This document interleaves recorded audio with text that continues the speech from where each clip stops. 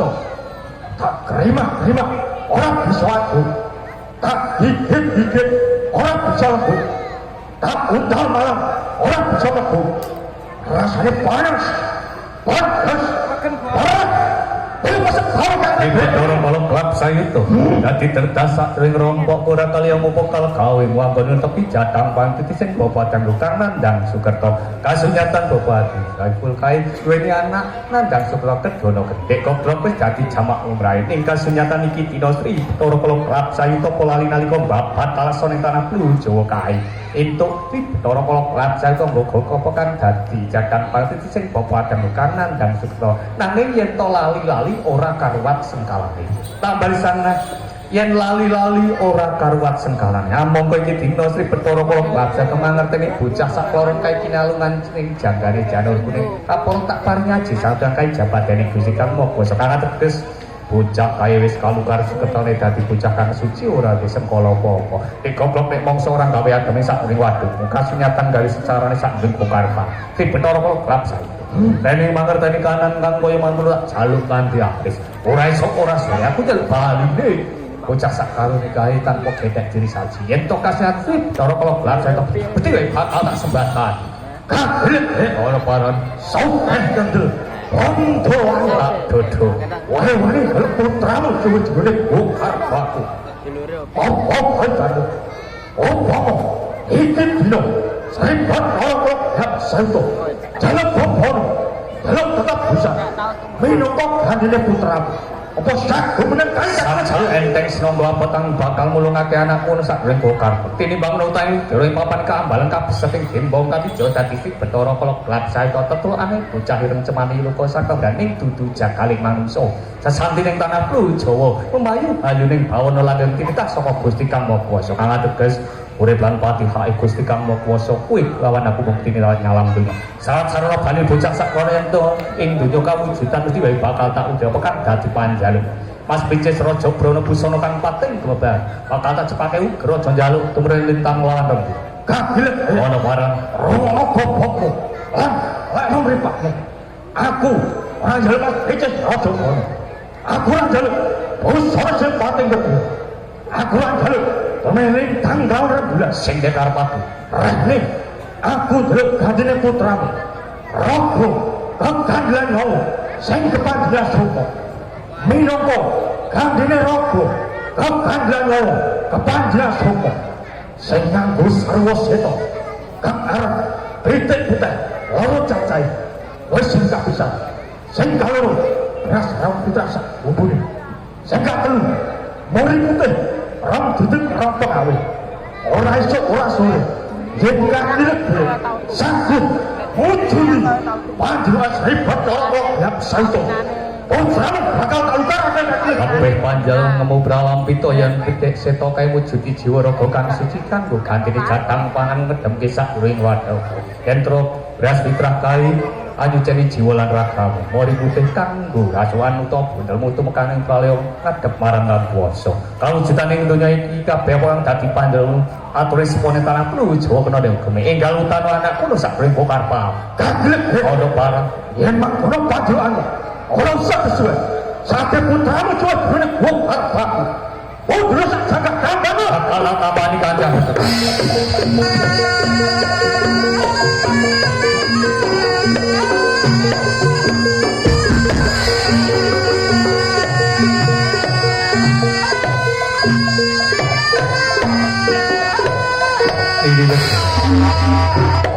Enggal tumuruna saka Sanggara Pamujan. Ya kanthi pandongamu kang gawe jabat dening Gusti Kang Maha Kuwasa, aku bali kelawan anakmu sakloron ana sadurunge rompok awak dhewe.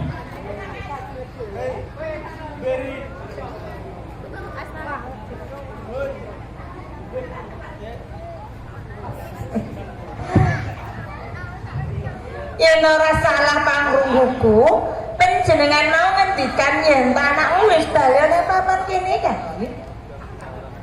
Kasunyatan. Apa ana ing sisihmu iki anakmu sakloron kaki leteze?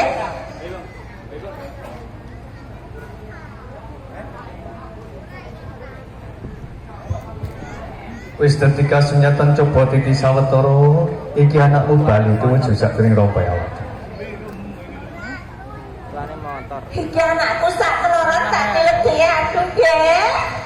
Aku bunga banget anakmu sak keloron iki wis bali. Kene sisan, Duk. Nah, kene sisan. Kene yo wani kok mau koleren rak wani lho. Kaki legi nggih. Ini lagi.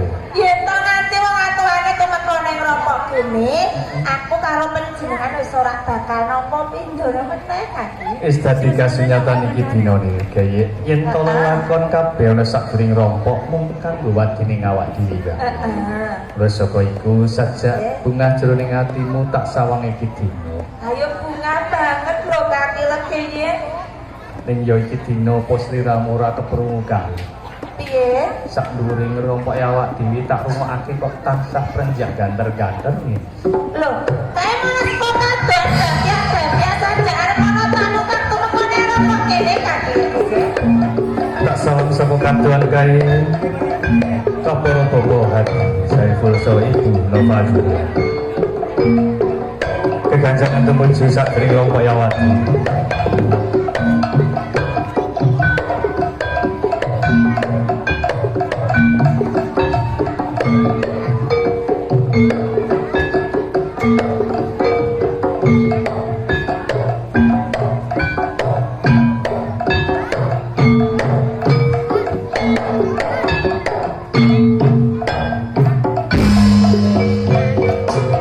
Assalamualaikum warahmatullahi wabarakatuh. Waalaikumsalam warahmatullahi wabarakatuh. Boten pangling bobo hati Ibu Nova nanging damel kaketing manah kula panjenengan beto kados pengaken tumuju sakjroning rompok kula mengkewigat Ibu Nova. Nun sewu dalam talanganipun Bapak Haji Saiful setunggal silaturahim kaping kalih badhe maringi bebungah utawi tetebusan wonten kaki legek lan ini legek ya. Amargi sampun gunta kula welah putranipun. Tetes menika sedaya minangka sedekah panjenenganipun bobo hati Saiful Soho Ibu Nova Juliana tumrap dosa sisian kula awit putra putri panjenengan sampun kalih sukerta kula. Nuwun sewu bobo tuwin Ibu. Akhiripun panjenengan pasrah sedekah tumrap dosa sisian menapa sampun ikhlas layak persembahan. Ikhlas ikhlas badhe kula tampi mugi dadosaken berkah lebaripun rezeki panjenengan sak keluarga. Coba tahu tampan.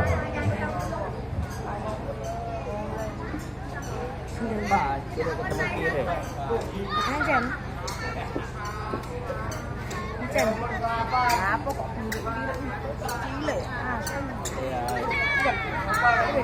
Kan pas balon ini balon total banget. Ini aja sih. Kan balon enggak Bobo tuh ini. untuk meningkat. Sesampun panjenengan pasrah sedekah tumrap lojo sisian kula, iki hari kalian badhe ngajak kondur putra putri panjenengan. Jajane wonten wigati punapa.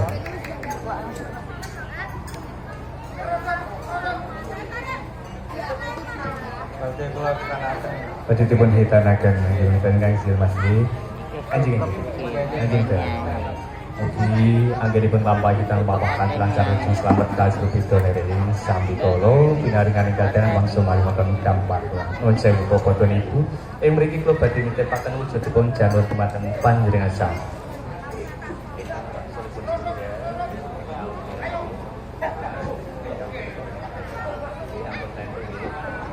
Kula suwun Bapak Ibu.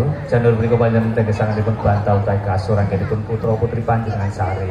Selami dengan sepasar dinten utawi gangsal dinten. Sabaran gangsal dinten, janur menika panjenengan larung utawi bucal wonten lepen ingkang wonten toyanipun. Kanthi piwaosan donga Jawa. Kula paring klodo.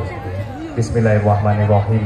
Aku ora mbak wujuding janur, nanging aku mbak sengkalane anakku kedono kedine. Kanthi jabah Gusti Kang Maha Kuwasa, wilujeng selamet kalis rubeda nering sambi kala dipun Fatihah kaping 3. Nggih, kapolresa sedaya leres dadosaken putra ingkang saleh putra ingkang saleh. Ing mriki sampun dados anak kula. Peparing jejuluk Joko Jlagur Prawan Jlagur. Yang kepisarat sarana Bapak tuwinipun kula aturi nimbali Kang Putra. Toto Pak nggih. Kir anakku Alfian Dimas Pratama Joko Jlagur.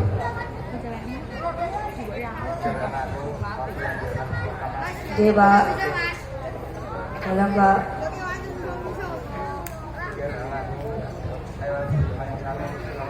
Pak. Nggih anakku Alfian Dimas Pratama Joko Slagur. Dalam, Bu. Nggih anakku Kaila Dewi Mayang Sari Perawan Jeragun. Alhamdulillah sampai menurut kata jika panjangan semoga dicorotipun pungkasi kati barokah Fatihah. Uji dari sedia wigati ijabah keluarga panjangan bangsa pinang keselamatan kaberkahan dan istiqamah. Minal hajati di barokati Fatihah.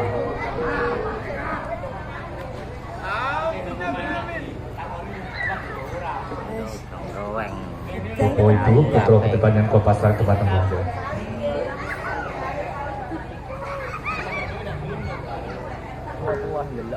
Ugi kula meling Bu. Rasukan mantun nggih. Bejing nek larung janur rasukanipun dipun sarengaken nggih. Purane paharyan Bapak Hadi Saha Ibu Bapak. Kota sesupun daerah kau untuk menjadikan rahayu dan wassalamualaikum warahmatullahi wabarakatuh. Waalaikumsalam.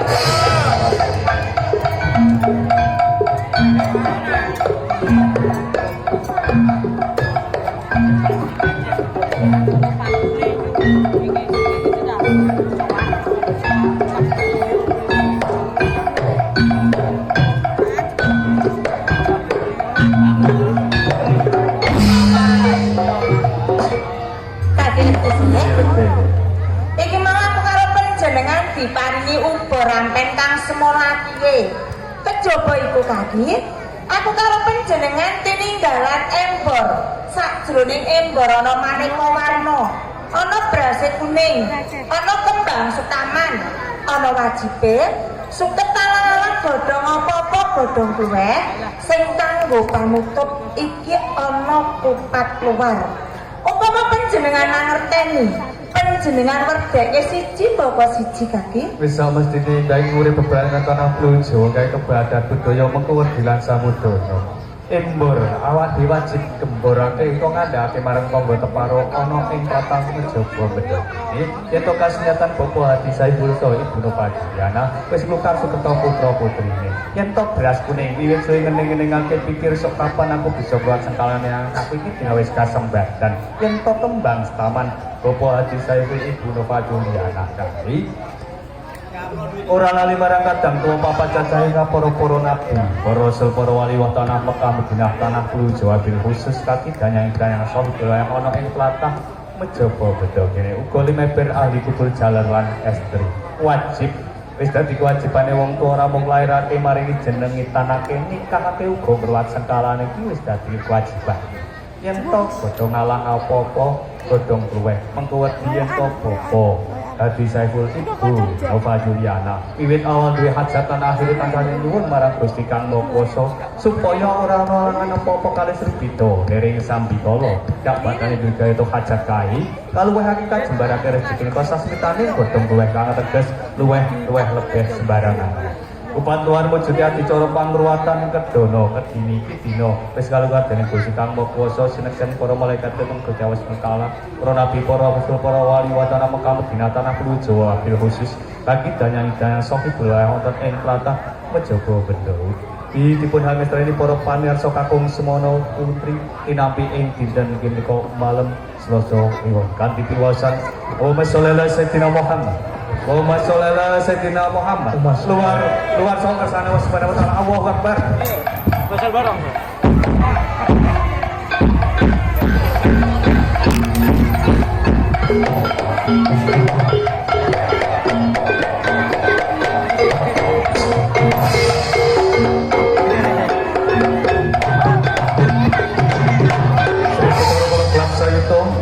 Rata kita menerima kasunyatan iki dina sadurunge apa kang dadi panggokan sembadane.